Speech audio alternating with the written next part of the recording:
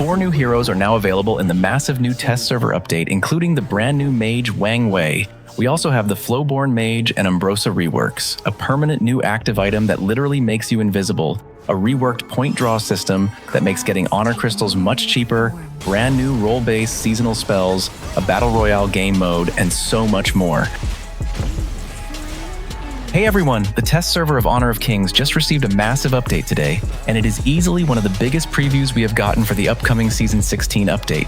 In this patch, the devs added 4 new heroes who will most likely be releasing next season.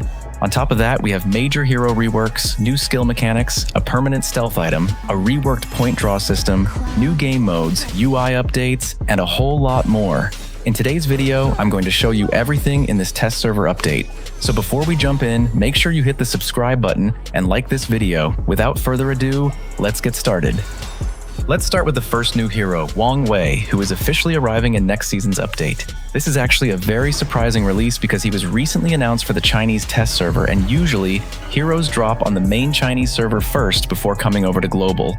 Seeing him arrive directly on our global test server at the exact same time is super exciting. Wang Wei is a unique positional mage, and his entire kit revolves around spatial control and mist mechanics. His passive is called Mist Me Animita. He automatically gains 1 mark stack every few seconds. Once he reaches 5 stacks, he will completely evade the next incoming instance of damage, with the amount of damage he can evade scaling off his magical power. Using this damage evasion consumes his stacks, giving him some built-in survivability during trades.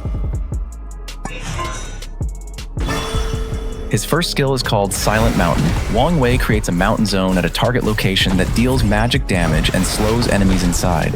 The zone deals continuous damage over time and explodes after a short duration for an extra burst of magic damage. But here's the interesting part. While Wang Wei is standing inside his own mountain zone, he enters the empty mountain state, which allows him to rapidly regenerate his passive evasion stacks. This means he can constantly build those defensive stacks while fighting inside his own zone, allowing him to evade a lot of incoming damage. His second skill is called Endless River.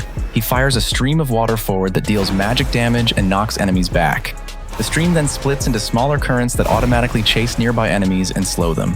But the coolest part is its synergy with his first skill. If the water stream passes through his empty mountain zone, it will actually circle around the mountain, pulling nearby enemies toward it and triggering an extra burst of damage from his first skill before continuing forward. This gives him really strong crowd control and zone control during team fights.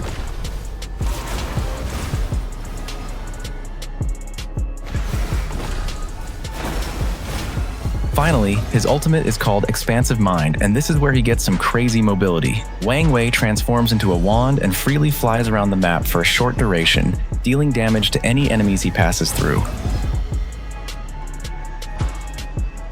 While flying, his skills are replaced with 2 flight controls. The first skill gives him a speed boost, while the second skill allows him to loop around and adjust his flight direction. You can recast the ultimate at any time to immediately land at your current location, dealing landing magic damage. Once he lands, he automatically attacks nearby enemies for a few seconds while remaining in his empty mountain state, allowing him to quickly farm passive stacks and continue fighting.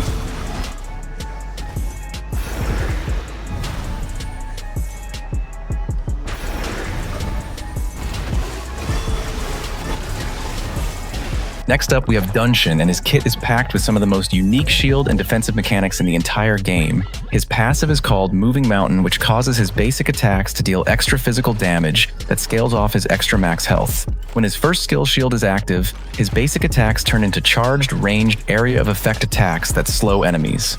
His first skill is called Bastion, and it has 2 very interesting functions. He can dash to an allied hero to create a massive combined shield for both of them, and while attached, the teammate controls the movement for both of them.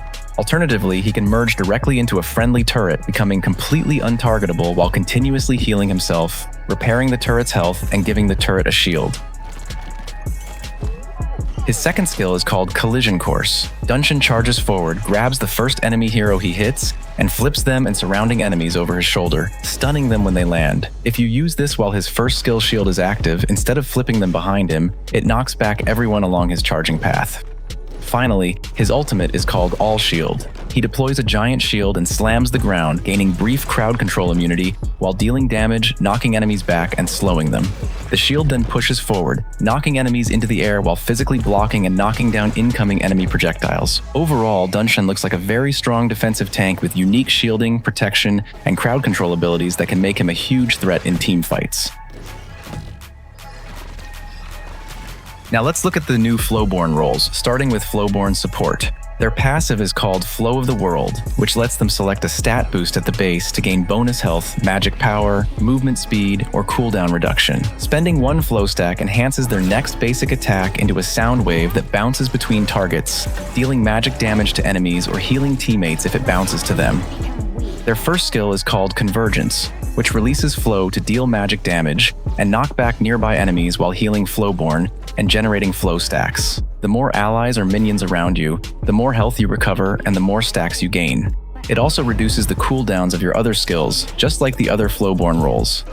Their second skill is called Protection Melody, and this is a really useful team buff. Flowborn creates a platform that gives teammates vision, a shared shield, and increased attack and skill range. Teammates even get a dash when they step off the platform. You can recast the skill on the platform to upgrade its size, shield, and range.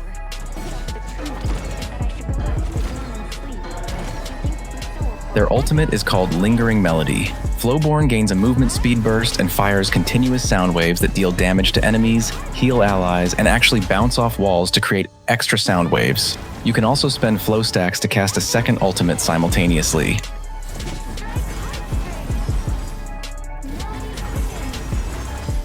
Moving on to Flowborn Assassin, they are much more aggressive and mobile than the support version.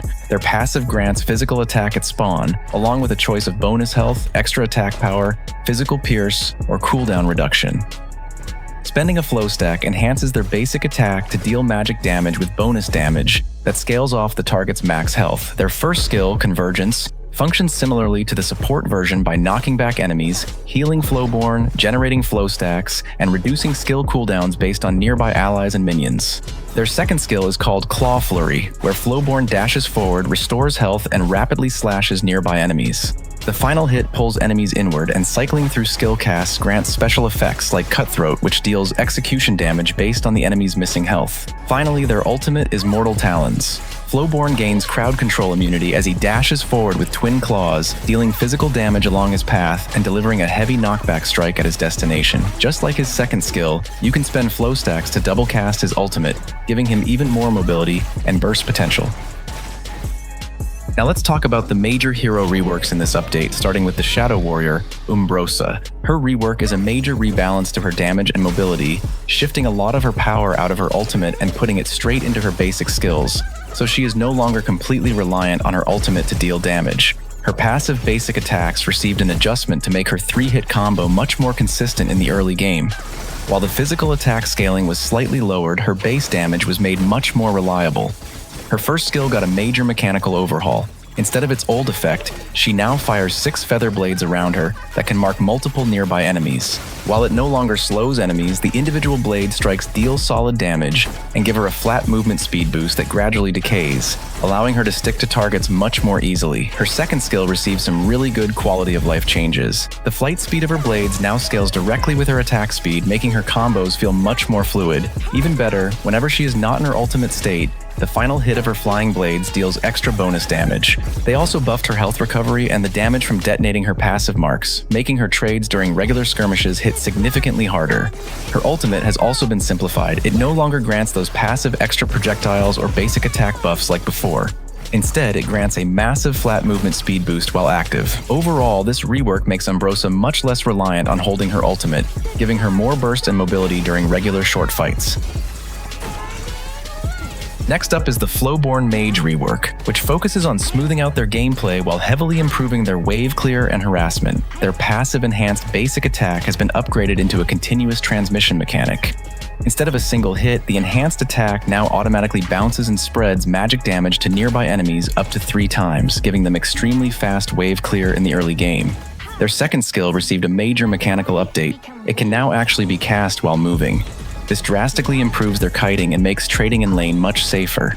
You throw a magic orb that passes through minions and explodes upon hitting a hero or monster, dealing initial burst damage and applying a slow, followed by 3 ticks of damage over time. On top of that, if you cast the orb twice within 2 seconds, the skill's range increases and the crowd control effect upgrades from a slow into a full stun. Finally, their ultimate has been completely transformed into an unblockable team fight tool.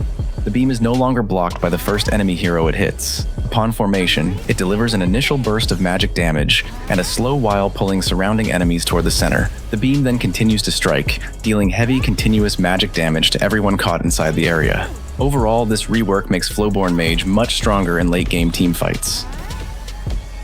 Now let me introduce you to one of the most interesting new active items added in this update, Shadow Blade. This item costs 2,040 gold and provides 40 physical attack, 20% attack speed, 20% critical strike rate, and 650 max health. Its active ability is called Vanish, and when you activate it, your hero immediately enters stealth for 2.5 seconds, while gaining a 30% movement speed boost and restoring a huge chunk of lost health every half second. However, it is very important to note that this item is designed primarily for ranged damage dealers like marksmen. If a melee hero buys and uses this item, the stealth duration is completely halved down to just 1.25 seconds. Keep in mind that casting any skills or using a basic attack will immediately break your stealth. It also has a 75-second cooldown, giving marksmen a reliable way to reposition or escape dangerous assassins during late-game team fights. Next up is a massive overhaul to the gacha system, the Point Draw Lucky Burst system. This new system completely changes how you farm for honor crystals and mythic skins by drastically accelerating your progress toward the 360 luck point pity threshold. In the standard point draw, every single draw gives you exactly 1 luck point, meaning you have to do a full 360 draws to hit the hard pity. But in this new Lucky Burst system, every draw guarantees at least 1 luck point, plus you have a 40% chance to trigger a crit burst. When a crit triggers, it awards bonus luck points on top of your base point, giving you anywhere from 2 to over 10 luck points in a single pull. Because your points stack much faster through these burst triggers, reaching the 360 point hard pity typically takes only around 200 to 250 draws instead of 360, massively reducing the total token cost to get an honor crystal. However, there is a catch. You cannot use standard honor points to draw in this new system. You need special lucky burst points, or you can just use tokens to draw like usual. They also added a brand new treasure box and scrap feature.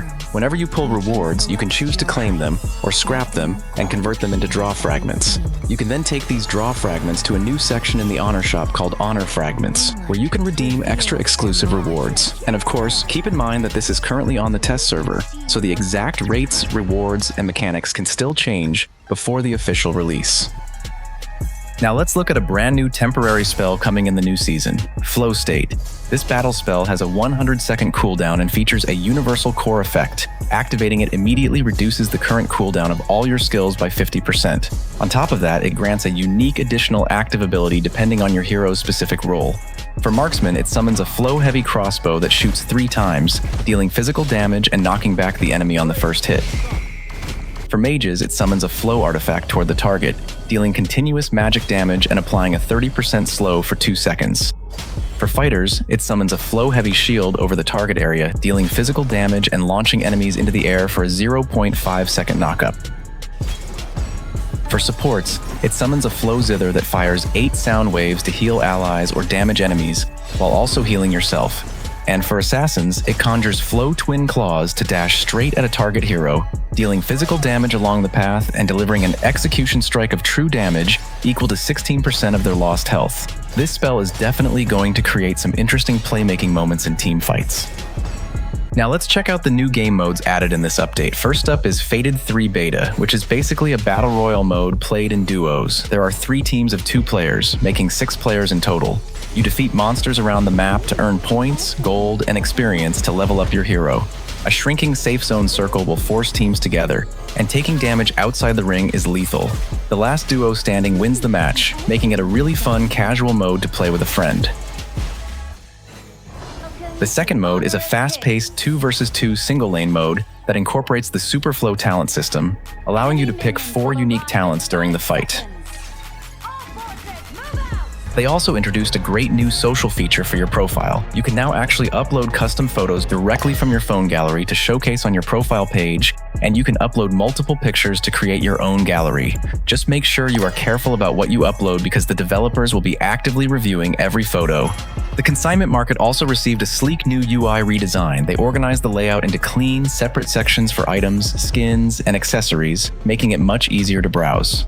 However, to be completely honest, this UI update does not fix the main problem with the market. Unless the developers give us more consistent ways to earn curio tokens through gameplay, the market is going to remain fairly dead in the future. And that is it for today's massive test server update. Let me know what you think in the comments. Which part of this update are you most excited for? Wang Wei, the new Shadow Blade, or the reworked point draw system? Leave a like if you enjoyed it and subscribe for more content like this. As always, thank you for watching, and I'll see you in the next one.